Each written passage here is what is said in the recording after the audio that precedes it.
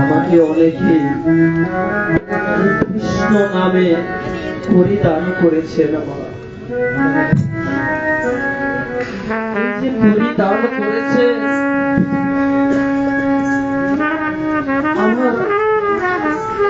আমার গোবিন্দের নিকট আমি প্রার্থনা করি, হে গোবিন্দ এমনি ভাবে যেন এই অর্থ দিতে পারে।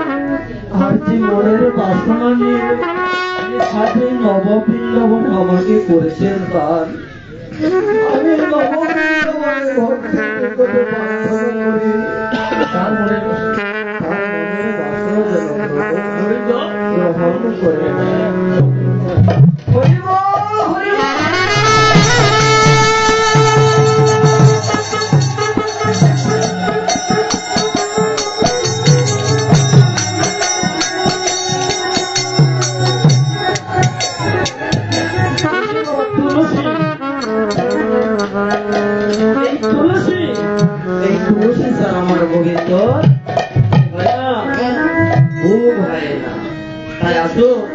আমরা সকলে মিলে তুলসী বন্দনা করি, সবাই আমার সাথে মা গাইবেন, ঠিক আছে? আপনারা সবাই গাইবেন, হ্যাঁ?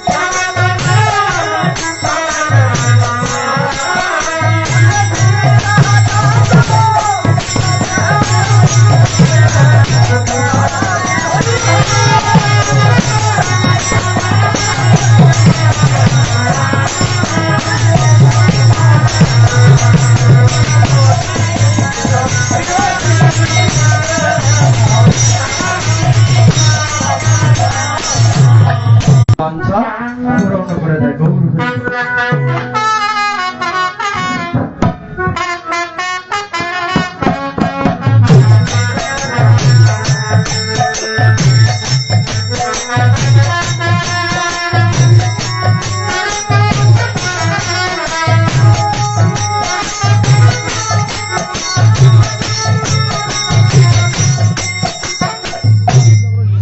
এই যে বাবা নব বৃন্দাবনে এসেছি আজকে তো বাবা শীত নেই বললেই চলে নাকি আসুন সবাই আমরা দুটি বাহু তুলে একটু নব বৃন্দাবনে আনন্দ করি সবাই মিলে আমার সাথে গাইতে হবে মা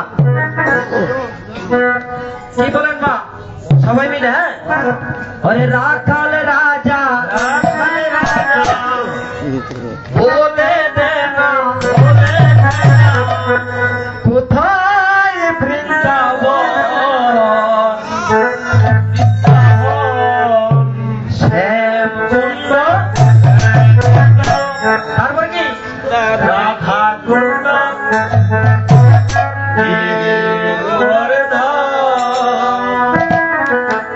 রাখাল রাজা বলে দে না কোথায়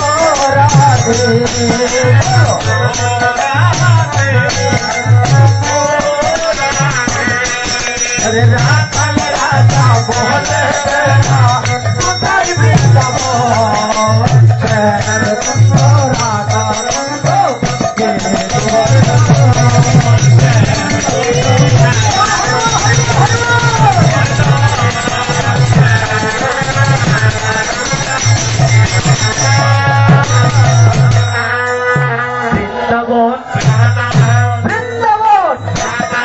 বৃন্দাবন বৃন্দাবন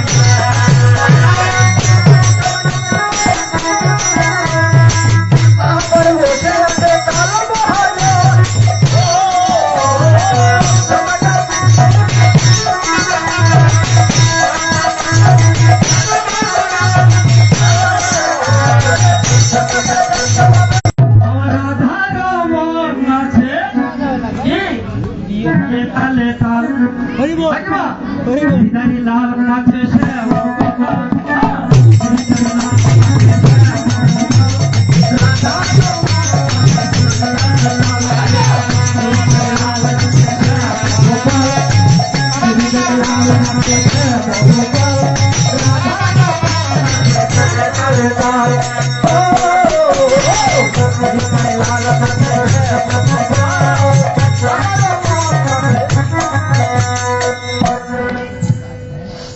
মায়েরা কিছু বলে না বাবা, শুধু পয়সা রয়েছে একটা উত্তর দিল না এইবার নাকি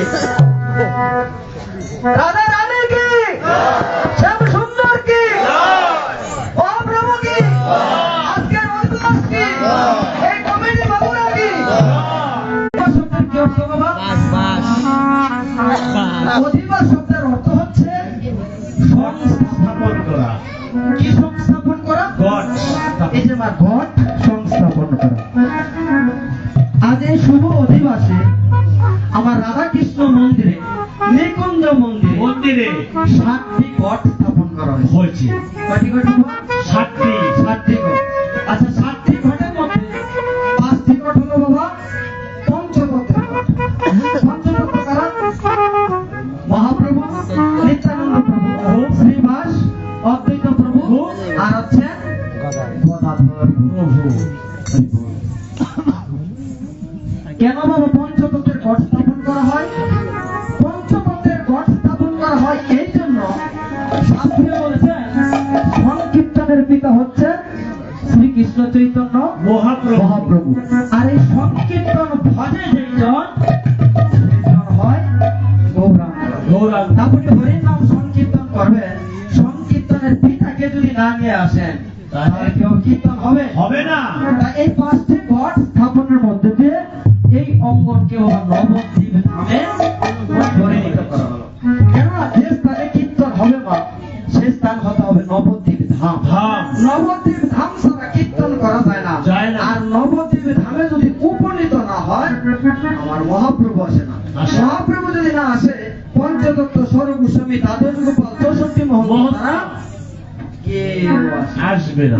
আচ্ছা বাবা, এই যে পঞ্চতত্ত্ব স্বরূপ গোস্বামী দ্বাদশ গোপাল 64 মহন্ত এসেছে, তাহলে বাবা কীর্তন হয়ে যাবে? হবে না।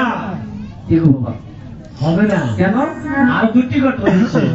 5টি ঘটের কথা বললাম, 2টি ঘট কার? একটা হচ্ছে রাধা মাধবের ঘট। রাধা মাধব যদি না আসে, রাধা কৃষ্ণ যদি মা না আসে, কীর্তন হবে না। আচ্ছা মা রাধা মাধব এসেছে, তাহলে কীর্তন হয়ে যাবে? হবে না। কেন? আরেকটি ঘট রয়েছে। ও আরেকটি ঘট আছে, সে ঘটটি কার? যুগমায়ার ঘট। ভগবানের মায়া কয়টি? 3টি। আসলে মা অধিবাস মানে অনেক কিছু শিখার আছে, অনেক কিছু জানার আছে। অধিবাসের সময়টা দিতে হয় পুনে 7টা বা 8টা থেকে অধিবাস দিলে বাবা অনেক কিছু বলার থাকে, অনেক কিছু জানার থাকে। আমি নতুন এসেছি বাবা এখানে, যদি প্রভুর কৃপা হয় আমাদের কীর্তন যদি আপনাদের ভালো লেগে থাকে, এখানে কিছু প্রোগ্রাম আছে, ভিজিটিং কার্ড আছে, ইভেন যদি কৃপা হয় আর কি। হরে কৃষ্ণ। তাই এই যে আর 3টি কি রয়েছে ভগবানের মায়া কটি? 3টি। কি কি মনে রাখবেন? আত্মমায়া, মহামায়া, আরেকটি হচ্ছে যুগমায়া। আত্মমায়া দ্বারা আগে নিজেকে আবির্ভূত করতে হবে, মহামায়া দ্বারা জগৎ পরিচালনা করতে হবে, আর বৃন্দাবনের লীলা পরিচালনা করতে হবে যুগমায়া। বৃন্দাবনের লীলা করে 2 জন, না জানে রাধা কৃষ্ণ, না জানে গোপীগণ। ওমা যদি ভক্তগণ না আসে কীর্তন হবে না। কি বাবা কীর্তন হবে? যদি ভক্তগণ না আসে, কারণ হরির নামের সুবাতান্নি গৌর ভক্তমণি, যেখানে ভক্ত নেই সেখানে আমি থাকতে পারি না। এই যে কমিটি বাবুরা বাবা কত কষ্ট করে, কত পরিশ্রম করে আজকের এই নব বৃন্দাবন সাজিয়েছে। এই যে মা দামি দামি প্যান্ট, দামি দামি কাপড় পরে ধুলার মাঝে বসে আছেন। কেন বসে আছেন মা? কেন আছেন বাবা? এই যে এখানে ধুলার মাঝে বসে আছেন, কেন বসে আছেন? কিসের একটা আশা বাবা? এই ভক্তের কিসের চরণদুলি? আমায় ধাও ধাও ভক্তে ওরে